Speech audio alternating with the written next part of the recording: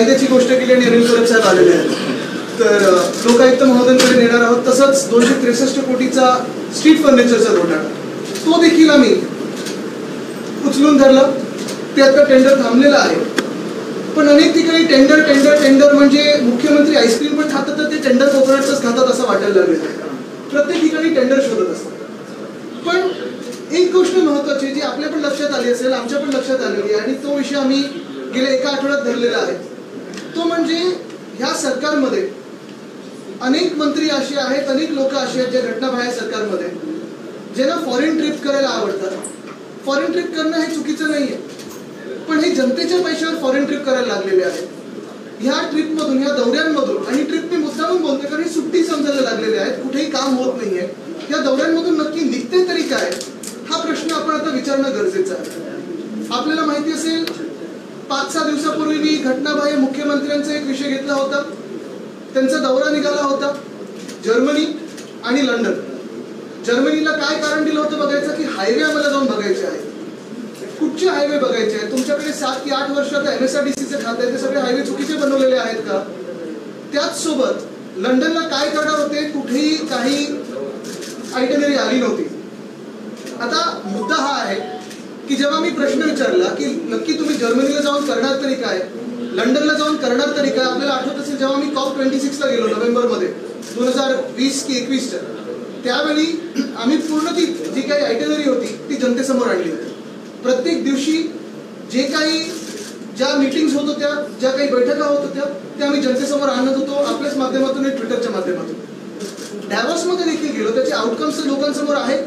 पण आमची दिवसाची पूर्ण आयटनरी, कोणाकोणाला भेटलो, किती वाजता भेटलो, काय कसं चर्चा झाली, हे सगळं देखील आपल्या समोर आहे. मी सोशल मीडियावर टाकलेलं आहे.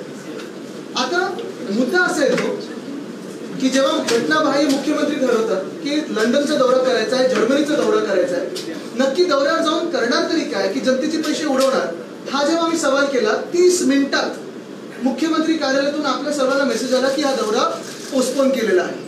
आता पोस्टपोन केलं म्हणजे काय, त्या मीटिंग्स आता ठरवल्या नाही, आज नाही उद्या भेटायचं असं नाही. तो दौरा रद्द झालेला आहे. हे मान्य जरी करत नसतील तरी आम्ही जनतेचे पैसे वाचवलेले आहेत आणि दौरा हा रद्द केलेला आहे. माझ्या ट्विटनी असेल किंवा जनतेच्या प्रेशरनी असेल, आपल्या माध्यमातून असेल, पण ही डर अच्छा आहे. थोडं मागे थोडं शांत राहिलं तर बरोबर. तसंच ह्याच पर्वाकडे आपण पाहिलं असेल अध्यक्ष महोदय जे आता ट्रायब्युनलच्या भूमिकेत आहेत त्यांचा एक दौरा निघत होता. त्यांचा दौरा देखील घानाला कॉमनवेल्थ पार्लमेंटरी कॉन्फरन्स ह्या ठिकाणी जाणार होते.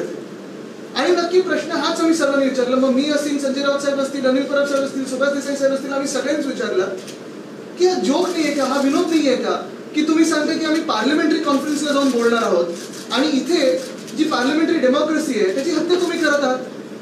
म्हणजे पेशंट टेबलवर आहे आणि तुम्ही चाललात तिथे कॉन्फरन्स करायला.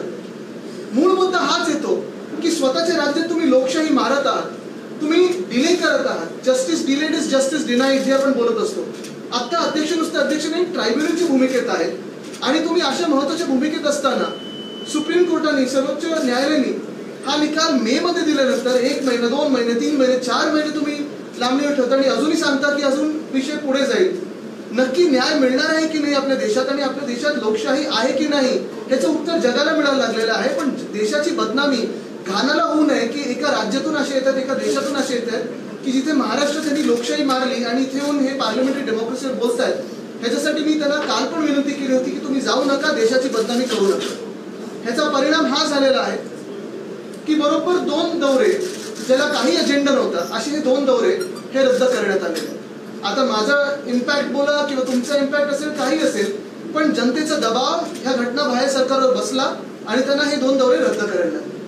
आता तिसरा दौरा हा खूप हास्यास्पद आहे. 3 तारखेपासून हा सुरू होत आहे.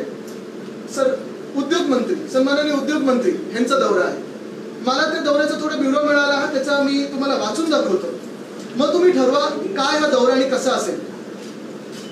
3 तारखेला नाईट फ्लाईटनी जाणार आहेत UK ला. सकाळी तिथे आगमन होणार आणि राऊंड टेबल कॉन्फरन्स आहे ताजमहाल हॉटेलमध्ये तिकडच्या. त्या राऊंड टेबल कॉन्फरन्सची काही माहिती दिलेली नाहीये. कोण भेटणार आहे, कुठच्या कंपनी भेटणार आहेत, काय भेटणार आहेत, कुठेही काही माहिती नाही. आता मूळ मुद्दा येतो की तुम्ही राऊंड टेबल कॉन्फरन्सला जर चांगलं असेल तर कुठच्या कंपन्या येणार आहेत, त्याच्यातून काय नक्की तुम्हाला अपेक्षित आहे हे जनतेसमोर येणं गरजेचं आहे. 2 की 3 दिवसांना हा दौरा आलेला आहे. मग कोणाला भेटणार हे माहिती नसेल तर परत ही सुट्टीच समजायची का आम्ही? पुढचं ह्याच्यात ठीक आहे, दुपारी सामंजस्य करार आहे ते व्हिक्टोरिया अल्बर्ट म्युझियममध्ये, ते देखील महत्त्वाचा विषय आहे. कारण वाघनखं ही परत येणार असं आम्हाला सांगितलं गेलं होतं. ह्याच्यावर मला थोडं स्पष्टीकरण पाहिजे ह्या राज्य सरकारकडून. कारण छत्रपती म्हणजे आमचे दैवत आहेत, भावनांची खेळ कुठेही नको. आणि म्हणून मी 2-3 स्पष्ट प्रश्न विचारत आहे ह्याच्यात. पहिली गोष्ट म्हणजे जी वाघनखं येणार आहेत, कारण व्हिक्टोरिया अल्बर्ट वेबसाईटवर जर तुम्ही पाहाल तर असं सांगितलं गेलं की जेम्स ग्रँड डफ हे जे हिस्टोरियन होते त्यांच्या कलेक्शन मधलं आहे. त्यांचा दावा असा आहे की महाराजांचीच ही वाघनखं आहे, पण व्हिक्टोरिया अल्बर्ट म्युझियमच्या वेबसाईटवर लिहिलंय की कुठेही असं व्हेरीफाय करू शकत नाही की महाराजांनी ही वाघनखं वापरलेली. त्याच्यावर थोडं स्पष्टीकरण पाहिजे, कारण याच्यात भावनेचा खेळ नको. खरोखरही असतील तर आमची तर मागणी आहे की जे काही करायला लागेल ते करा, पण इथे ती वाघनखं आली पाहिजे. दुसरी गोष्ट म्हणजे ही वाघनखं परतावा आहेत की लोनवर येणार आहे. कारण जो GR निघालेला, हा GR माझ्याकडे आहे,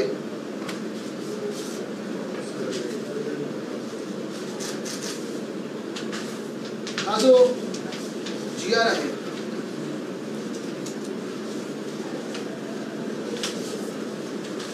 ह्या GR मध्ये लिहिलेलं आहे, खूप बोलण्यासारखे आज, खूप दौऱ्यांचा ब्युरो घेऊन आलेला आहे. ह्या GR मध्ये लिहिलेलं आहे, सादर वाघनखं जनमानसाच्या दर्शनाकरिता राज्यास 3 वर्षाकरिता उसनवार तत्वावर देण्यास व्हिक्टोरिया अल्बर्ट म्युझियमनी मान्य केलेलं आहे. म्हणजे हे लोनवर आहे की परतावा आहे? जर परतावा असेल तर महाराजांचं मंदिर व्हावं आणि त्याच्यात ही वाघनखं ठेवली जावी. पण पहिली गोष्ट म्हणजे ही वाघनखं शिवकालीन आहेत की छत्रपती शिवाजी महाराजांनी वापरलेली आहेत ह्याचं स्पष्टीकरण यावं. आणि दुसरं म्हणजे हे लोन आहे की परतावा आहे? कारण जर परतावा असेल तर चांगला आनंद आहे, सगळ्या मंत्रिमंडळाने जाऊन त्यांचं स्वागत केलं पाहिजे, आम्ही पण सगळे वाजत गाजत स्वागत करू. पण हे सरकार जनतेशी खोटं बोलणं हे योग्य नाही आणि म्हणून ह्याचं स्पष्टीकरण मंत्री महोदयांनी दिलं पाहिजे.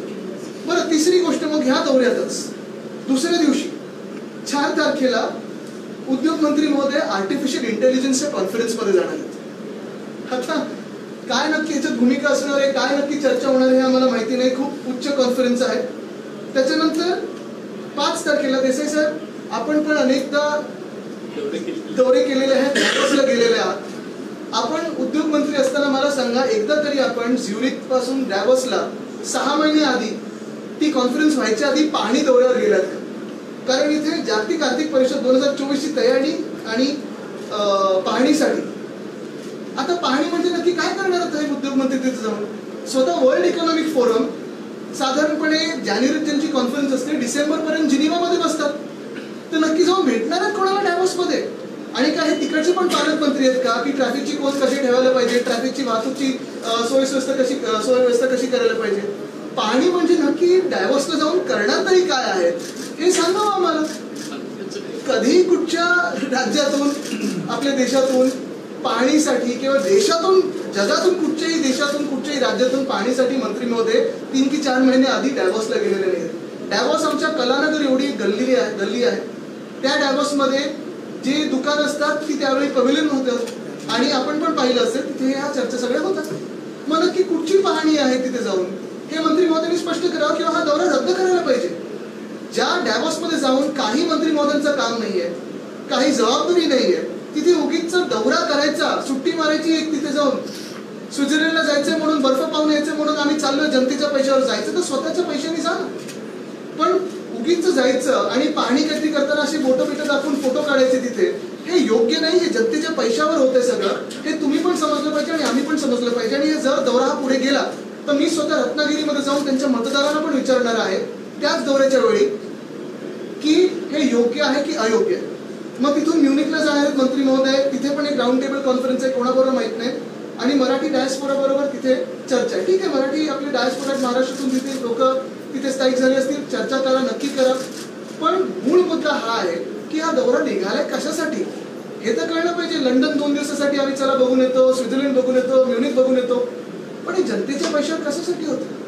आणि परत एकदा मी सांगतो, हे उद्योग मंत्री महोदयांचं असेल किंवा अध्यक्ष महोदयांचं असेल किंवा अजून एक दौऱ्याचा मी आता उल्लेख करणार आहे, ही भूमिका मी जी घेत आहे ही कुठच्याही वैयक्तिक द्वेषातून किंवा वैयक्तिक रागातून नाही आहे. वैयक्तिक ही भूमिकाच नाही आहे. जर त्यांना जायचं असेल आनंदात जावं, त्यांनी मजा करून यावी, जेवढे दिवस जा, जबाबदारी कोणाला दुसऱ्यावर टाका. पण एकच सांगतो तुम्हाला मी की हे जनतेचे पैसे उडवू नका. आता तुम्ही पहा ना, हे जे डॅव्होसचा दौरा आता काढलेला त्यांनी, आता महिना कुठचा चाललाय? सप्टेंबर. उजाडणार आहे ऑक्टोबरमध्ये जाणार, पाहणी करणार आहे. कधी हे कॉन्फरन्स? जानेवारीमध्ये, 18 जानेवारीच्या पुढे. मग नक्की जर पाहणी दौऱ्याच काढायचं असेल तर खारघरमध्ये जी घटना घडली त्या पाहणीनंतर 2 की 3 वेळा स्वतः मुख्यमंत्री गेले होते, अनेक मंत्री गेले होते. काय झालं ते घटनेचं? रिपोर्ट आले असून चौकशीचं काही आले पुढे? काही नाही आले. आणि मग असाच दौरा अजून एक काल एक महत्वाचा GR निघालेला आहे, तो म्हणजे जपानचा दौऱ्याचा GR निघालेला. आता जपानचा दौरा हा वाकायामाला गेलेला होता. वाकायामाला जिथे आपण बसलेलो आहे, आमचं सरकार जेव्हा महाविकास आघाडीचं बनलं त्यावेळी मला पण ते वाकायामाचे लोक येऊन भेटले होते, ह्याच ठिकाणी येऊन भेटले होते. आणि मला पण इन्व्हिटेशन दिलेलं की तुम्ही पण वाकायामाला. डॉक्टरेट काही सांगितली नव्हती, कदाचित मिळाली असती. मूळ मुद्दा असा आहे की ह्या गव्हर्नमेंटच्या GR मध्ये, मी तुम्हाला GR वाचून दाखवतो. प्रिॲम्बल असं आहे, council general council of Japan in Mumbai has invited Honorable Deputy Chief Minister to visit Tokyo for 5 days on behalf of Government of Japan. जेव्हा आपण बोलतो की जपानी सरकारने त्यांना इन्व्हिटेशन दिलेलं आहे आणि on behalf of government of Japan, ह्याचा आपण साधारण काय अर्थ लावतो की ते पूर्ण खर्च उचलणार, बरोबर आहे. पण पुढे जाऊन हे पोस्ट फॅक्टो आहे, हे जे काही GR निघालेला आहे हा पोस्ट फॅक्टो त्यांना अप्रुव्हल मिळालेला आहे. ह्या GR मध्ये पॉइंट नंबर 6 असा आहे की the entire expenditure on travel and accommodation etc. for members of delegation to be borne by Maharashtra Industrial Development Corporation. म्हणजे जी डॉक्टरेट मिळाली होती, जो दौरा झाला होता, त्याच्या दौऱ्यात अजून काय झालं आम्हाला माहिती नाही, कारण अनेक असे दौरे झाले. अध्यक्ष महोदय रशियाला 5 दिवस जाऊन आले, त्याच्या आधी लंडनला 5-6 दिवस जाऊन आले. असेच जनतेच्या पैशावर हे उपमुख्यमंत्री जाऊन आलेले आहेत. पण आता हा पोस्ट फॅक्टो जेव्हा सँक्शन मिळतं तेव्हा 6वा मुद्दा त्याच्यात असा आहे की ह्या जपानी दौऱ्याचा सर्व खर्च हा MIDC घेणार.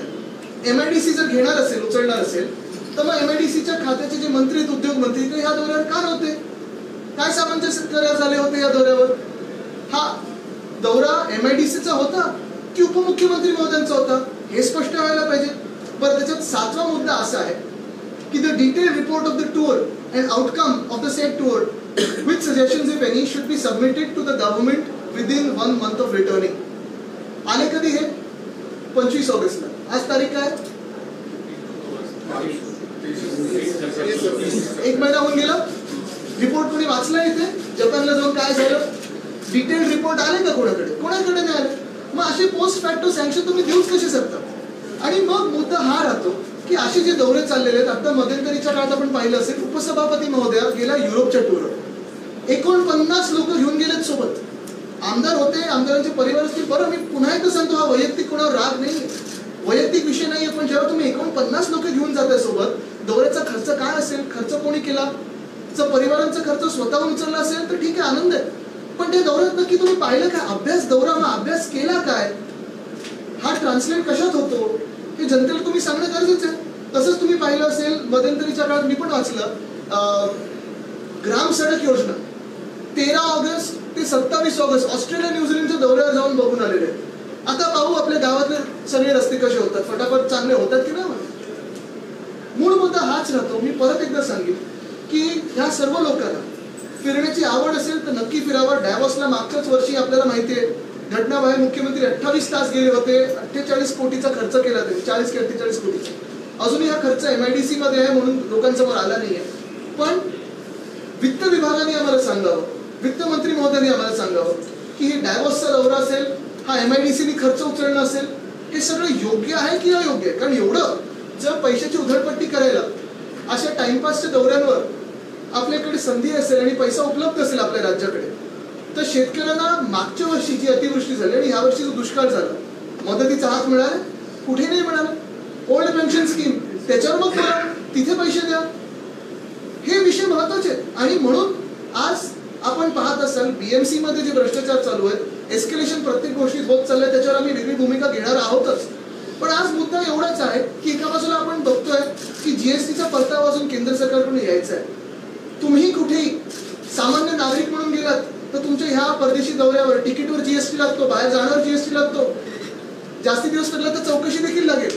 आणि हे सगळं होत असताना जेव्हा ह्या घटना बाहेर सरकारमधले मंत्री महोदय असतील, मुख्यमंत्री महोदय असतील, सुट्टीसाठी बाहेर जातात तेव्हा खर्च होतो. तो खर्च MIDC उचलतंय, पण कुठेही राज्यासाठी काही होताना दिसत.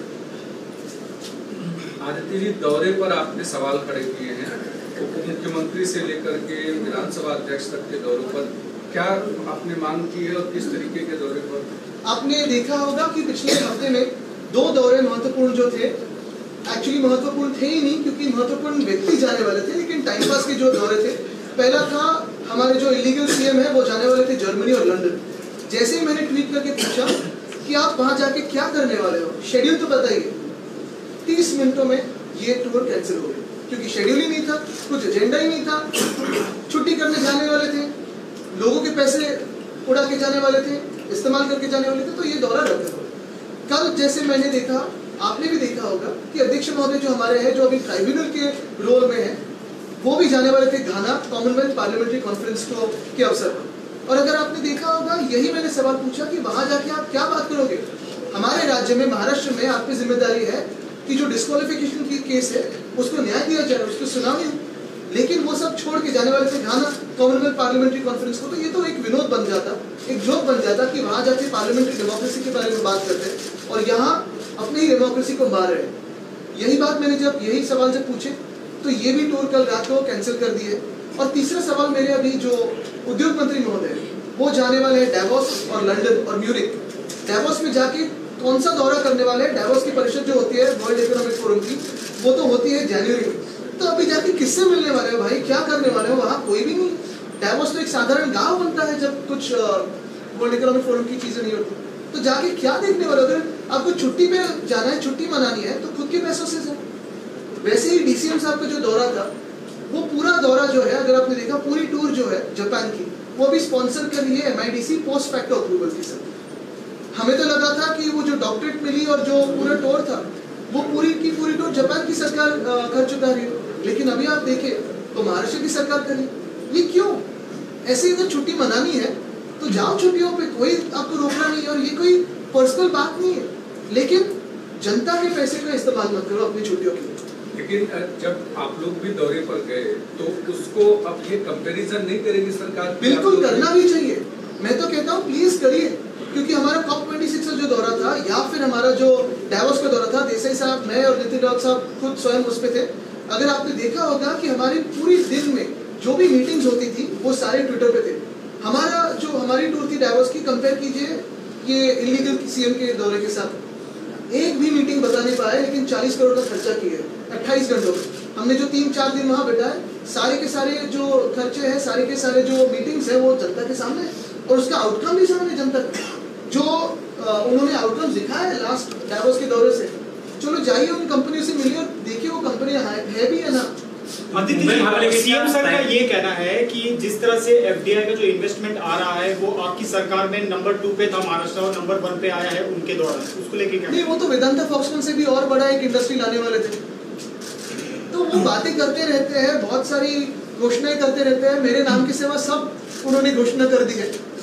जब टाइगर के कप को मेरा नाम देना था वो डर गए. ठीक है, डर अच्छा है. सुनावणीचं वेळापत्रक आलेलं आहे, सुनावणीचं वेळापत्रक आलंय. तुम्ही प्रतिज्ञापत्र सुद्धा सर्वोच्च न्यायालयात दाखल केलेलं आहे. काय वाटतं, कशा प्रकारे बाजू मांडली जाईल आणि यामध्येच हा दौरा रद्द होतो? तुम्ही वारंवार ट्विट करत होता, हे प्रश्न विचारत होता. नक्कीच 2 ट्विट्स आणि 2 दौरे रद्द. आता तिसरा दौरा मी रत्नागिरीमध्ये जाऊन विचारणार आहे. जर हा दौरा रद्द झाला नाही तर डॅव्होसमध्ये नक्की जाऊन पाहणी दौरा काय करणार आणि मग खारघरचं काय झालं. जर पाहणीच करायची होती तर शेतकऱ्यांच्या बांधावर आता जे नुकसान झालं ते करायला पाहिजे होतं. त्यांनी हे पण कारण दिलं की मुख्यमंत्र्यांना अवकाळी पावसामुळे दौरा रद्द करायला लागला. अवकाळी पावसामुळे दौरा रद्द केलेला नाही, त्यांना शेतकऱ्यांची पडलेली नाहीये. त्यांना बॉलिवूडच्या लोकांद्वारा नाचायचं होतं, फोटोज काढायचे होते, त्यांच्या नातेवाईकांना फोटोज काढायचे होते आणि म्हणून फोन करून करून ऍक्टर्सना बोलवलं, या या या या या असं कधीही महाराष्ट्रात झालं नव्हतं. नागपूरमध्ये का नाही गेलेत मुख्यमंत्री? असं की असं पण होऊ शकतं की 2 उपमुख्यमंत्री काहीतरी करतील म्हणून त्यांचा दौरा रद्द होऊ शकतो, असं येऊ शकतं. मी सांगत नाही पूर्णपणे माझं श्रेय, पण एक महत्वाचं आहे की आपण पाहत असाल गेले 1.5 वर्ष आम्ही वेगळ्या वेगळ्या लेवलला भांडत आलेलो आहोत, न्यायालयात पण भांडत आहोत. न्यायालयाने ऑर्डर दिली की रिझनेबल टाइममध्ये हा निकाल लावावा. अध्यक्ष महोदयांनी ते ट्रायब्युनलच्या तर भूमिकेत आहेत. आमचं स्पष्ट मत आहे की लवकरात लवकर आणि निपक्षपाती हा निकाल लागावा. कारण एका बाजूला आपण पाहतोय की महाराष्ट्रामध्ये 1.5 वर्ष एक घटनाबाह्य सरकार बसलेलं आहे. भ्रष्टाचारामध्ये मजा करत आहे, क्राईम रेट्स वाढत आहेत, महिलांवर अत्याचार वाढत आहेत, शेतकरी आत्महत्या वाढत आहेत. आणि हे सगळं होत असताना एक सरकार असं बसलंय की जे फॉरेन ट्रिपमध्ये मस्त मग्न आहे. आजची मुख्यमंत्री एस्केलेशन संदर्भात प्राइस एस्केलेशन संदर्भात सांगितलं JMLR असू दे किंवा उन्नत इंदिरा दहिसर जो उन्नत मार्ग आहे त्याची प्राइस जी आहे त्या दुप्पट किमतीने वाढल्या गेलेल्या आहेत. त्याची यादी माझ्याकडे आलेली आहे, त्याच्यावर प्रेस कॉन्फरन्स घेऊ, पण कायदेशीर कारवाई करणार. पण मी तुम्हाला अजून एक सांगतो की हे सगळे जे दौरे असतील किंवा हे भ्रष्टाचार असतील किंवा एस्केलेशन असेल, यांचं सरकार लवकरच जाणार आहे, आमचं सरकार बसणार आहे. आणि हे सरकार आमचं बसल्यानंतर पुन्हा एकदा सखोल चौकशी करून जे कोणी दोषी असतील त्यांना जेलमध्ये टाकायचे राहणार. आणि त्याची मुख्यमंत्र्यांच्या विधानसभाच्या बाजूलाच मुलुंड आणि या मुलुंडमध्ये एका मराठी स्त्रीला जे ते घर दिलं जात नाही कारण किती मराठी आहे म्हणून कसं बघतात. मला वाटतं त्याच्यावर आम्ही भूमिका पर्व मांडलेली आहे. आणि ह्या सगळ्या घटना हेच सरकार आलं तर का व्हायला लागलो? धाक नाही या सरकारचा. तुम्ही बघा, आता देसाई साहेब त्यावेळी मराठी भाषेचे मंत्री होते, पाट्या मराठी करा आदेश होता, आता सुप्रीम कोर्टमध्ये जिंकलो आम्ही. शाळेत मराठी आम्ही कंपल्सरी केलेलं 10वी पर्यंत, ह्या सरकारने मागे घेतलं ते. दसरा मेळाव्यामध्ये पुन्हा एकदा आपणही पत्र दिले, त्या गटाकडनं सुद्धा पत्र देण्यात आलंय, त्यामुळे पुन्हा एकदा पेच निर्माण होऊ शकतो. कारण मुंबई महापालिकेचं असं म्हणणं आहे की आम्ही विधी विभागाचा या संदर्भात अभिप्राय घेतो आणि त्यानंतर निर्णय. नाही, महापालिकेला त्यांचं ते करत असतात, मागच्या वेळी पण पाहिलं असेल. मला वाटतं त्या विषयात आता मी जाणार नाही. महत्वाचा विषय आजचा आहे जो फॉरेन ट्रिपचा आहे, कारण हा विषय हा तुमच्या आमच्या टॅक्स पेअरच्या पैशाचा आहे.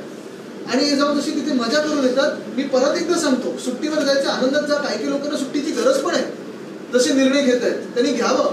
पण मी वित्त विभागाला विनंती करतोय की ह्याच्यावर त्यांनी भूमिका स्पष्ट करावी. आणि जर काही लोकांना आवड असेल की डॅवॉसला जायचं, लंडनला जायचंय, तर मंत्रिमंडळाचा भार सोडून त्यांनी तिकडचे अँबॅसेडर बनावे. काय झालं, आमच्याकडून फोडत असताना काही लोकांना त्यांनी सांगितलेलं आम्ही तुम्हाला गव्हर्नर बनवू. ते तर आता काही होत नाहीये. मग अँबॅसेडर तरी बनवा, म्हणजे बाहेर सुट्टीला मोका मिळेल.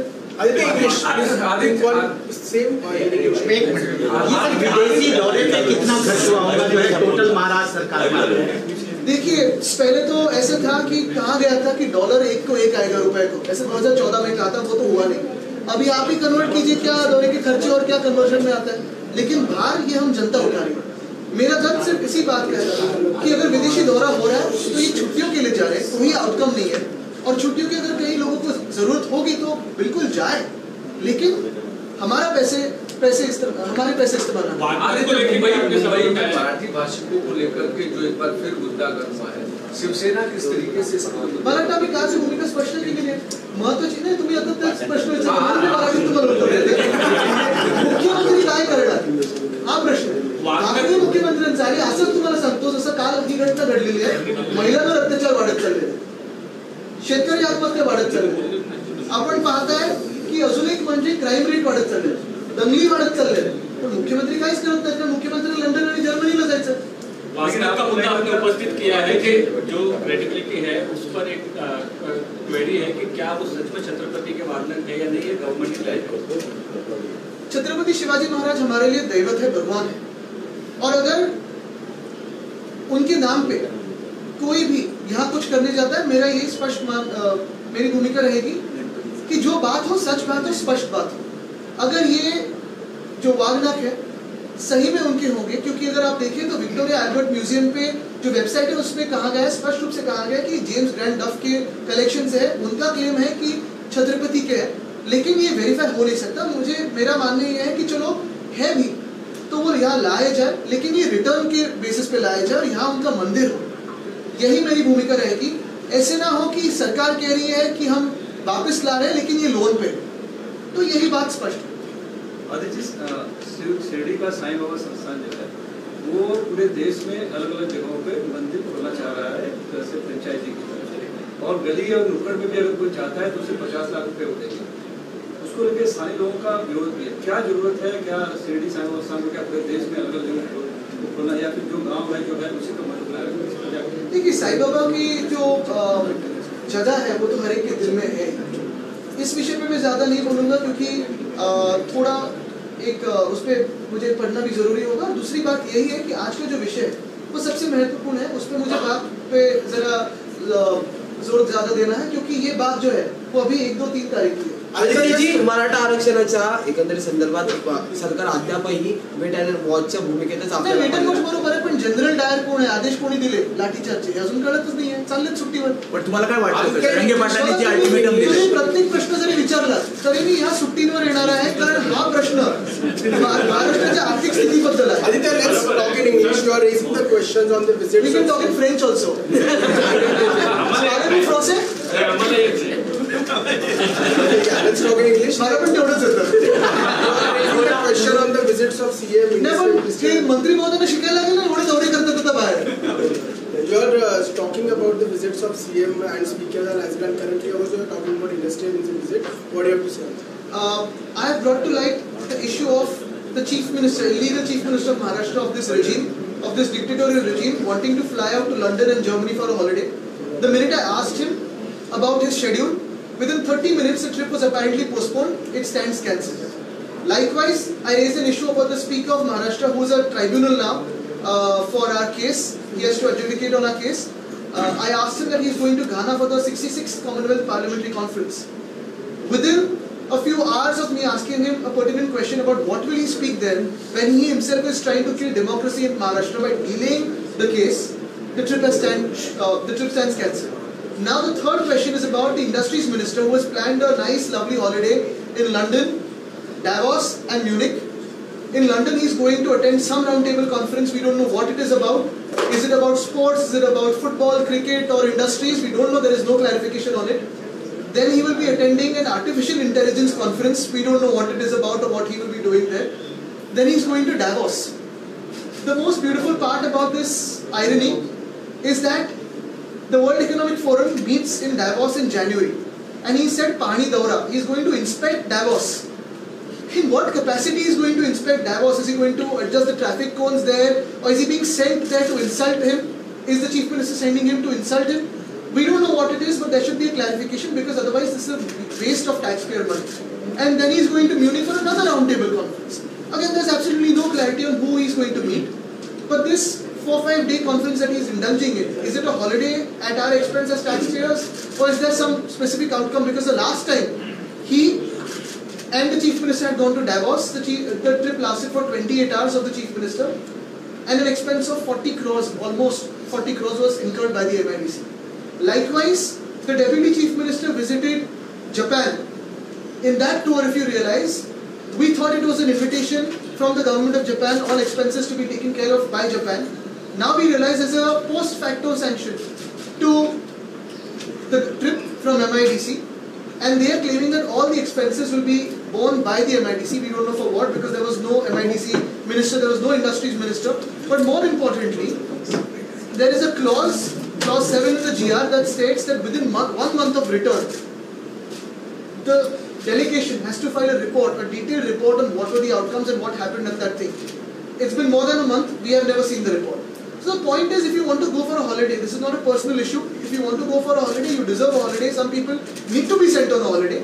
But please go on it with your personal expenses, not at the expense of the taxpayer. There is one more topic also which you are also raising about the toll. You are saying that the toll should be removed from the state, but right now from the 1st of October, the prices of tolls are going to increase by 30 and 50 and more rupees. So what do you have to say? I have raised the issue of dual taxation of tolls on Mumbaikars, because you have MSRTC charging and also BMC charging.